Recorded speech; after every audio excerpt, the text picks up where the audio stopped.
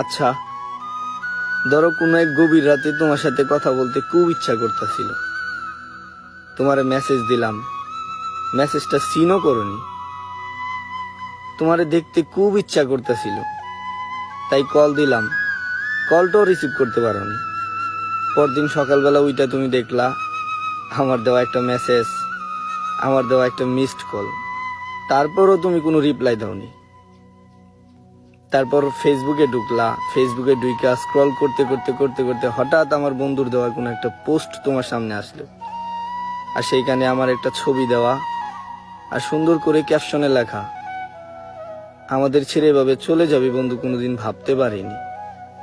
ভালো থাকিস বন্ধু, দোয়া করি আল্লাহ যেন তোরে জান্নাতবাসী করে। আর তখনই তুমি আমার সেই বন্ধুর কাছে কল দিলা, কল দিয়ে আমার ব্যাপারে জিজ্ঞেস করলা, সে তোমার উত্তর দিল। আমরা এইমাত্র তারে কবরস্থানে রাইখা চলে আসলাম, পারলে ওর জন্য দোয়া কইরেন। তারপর তোমার এই অনুভূতিটা কেমন হইব আমার না খুব জানতে ইচ্ছা করে, একটু বলবা?